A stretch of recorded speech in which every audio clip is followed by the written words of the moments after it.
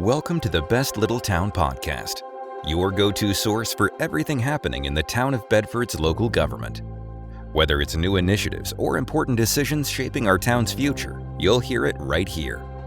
Brought to you by Grove Street FM and hosted by Town Manager Bart Warner. This podcast is dedicated to keeping our residents informed and engaged. It is Wednesday morning, April 10th. My name is Bart Warner, Town Manager of Bedford, and I'm pleased to welcome you to this episode of the Best Little Town Podcast, brought to you by our partners at Media Squatch. I'll begin by saying this might be the shortest episode of the podcast because it was a pretty brief council meeting last night. There was not a lot on the business agenda. I will recap that in just a minute, but maybe we'll use this opportunity to give a little bit more background information about some of the things that we did talk about. Getting right into it, wanted to remind everyone, in my report last night, I covered this. Our annual spring cleanup event will take place next week on April 15th through 19th. To help our public works crews manage this in the most efficient manner, we request that items for pickup be placed out by Monday morning. That's Monday the 15th. Citizens are also reminded that this service is only provided to customers who pay the monthly refuse collection fee. Also, gave a brief update about the Bedford Middle School renovation project. I exchanged some voicemail messages with Dave McCormick, who is the owner and developer of the project, and he advised me that there is still some mechanical, electrical, and plumbing work underway in the yellow building, but they are close to moving forward with installation of sheetrock walls and insulation in the brick building, which seems to be a very encouraging report. Just as a reminder, the former middle school property in the middle of town is being redeveloped by Waukesha. They actually own the property now. They obtained that through a performance agreement with the town. And the brick building, which was the main school building, is going to be converted into market rate apartments. The target date for that completion is January of 2025. And the building that a lot of people affectionately refer to as Old Yellow is going to be a boutique hotel. And I believe the target date for that one is April of 2025. So I think we've all been watching that with some great interest and anticipation and look forward to that moving forward. There weren't a lot of comments from council members last night. Mayor Black noted that he had met with the men's group at Bedford Presbyterian Church and received some good feedback from our neighbors there. There were some concerns expressed about litter in general around town, and we'll just remind folks that we do provide receptacles, and we encourage people to manage their refuse appropriately. But I notice as I'm walking about, there's still quite a bit of paper and stuff on the streets and sidewalks. So, littering, in addition to being illegal, just isn't a nice thing to do. So if you have trash in your car, hopefully it's not too much of an effort for you to dispose of that properly. Getting into the business agenda for last night's council meeting, there was a request to close streets from the Bedford Boys Tribute Center, who will be sponsoring a wreath-laying ceremony in front of the county courthouse on Thursday, June 6th, from 5:45 p.m. to 7:15 p.m.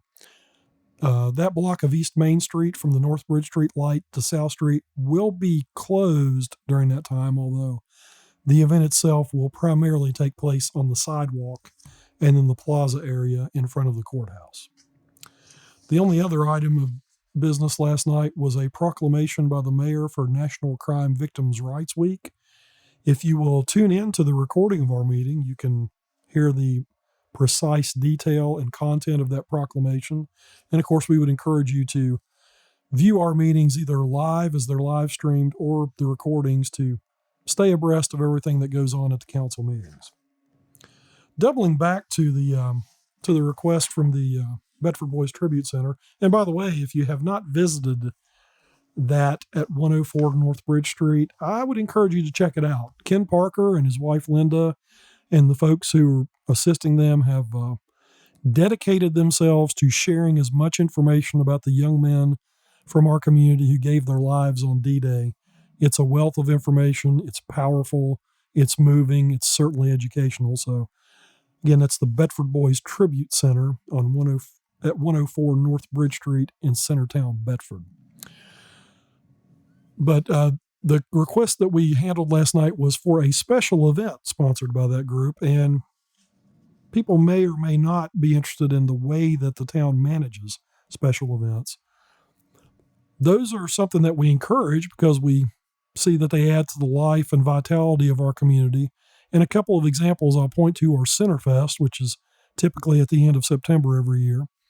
Also, we have a lot of events in the first week of December associated with the holidays, including a 5K event sponsored by the YMCA, tree lighting that typically occurs at Centertown Plaza, and then just a lot of other activities.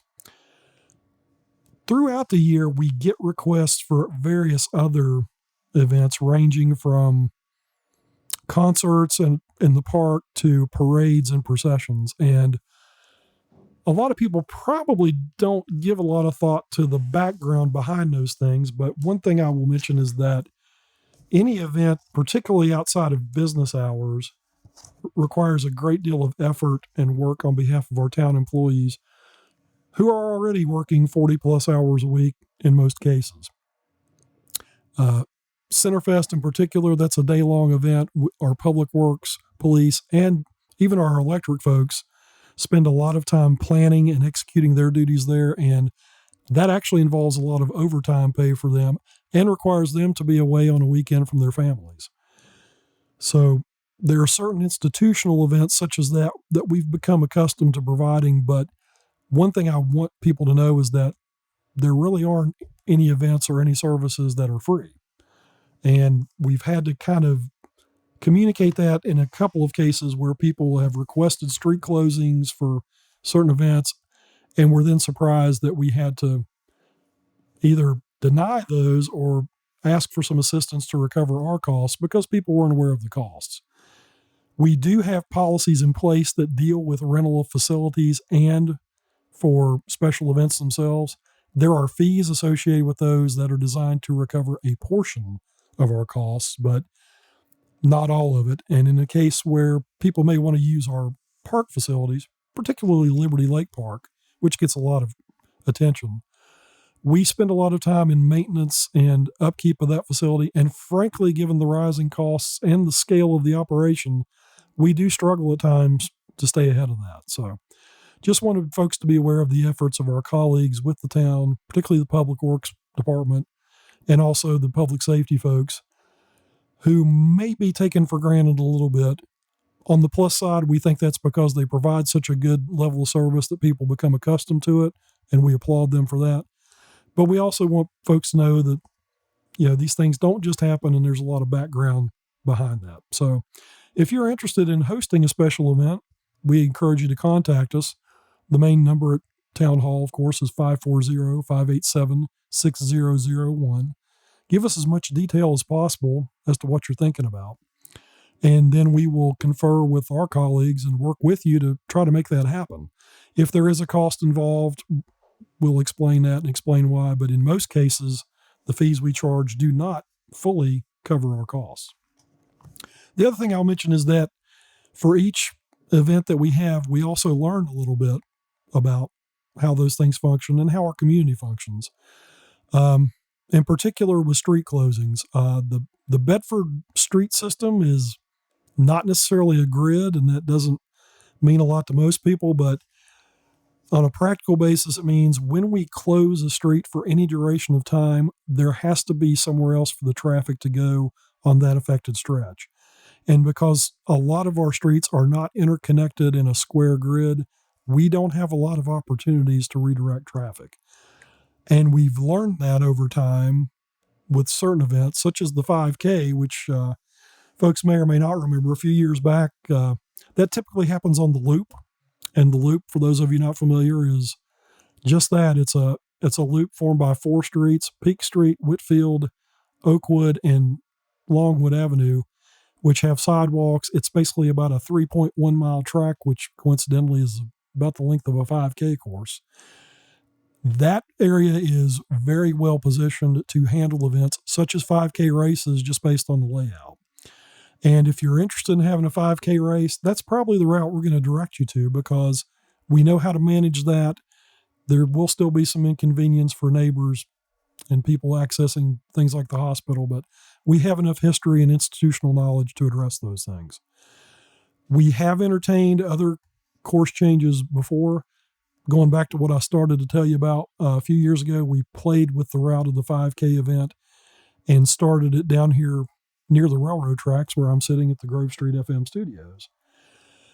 And what we found was that created a major traffic impact, because we had underestimated the effect that this crossing at Grove Street has on our overall traffic pattern.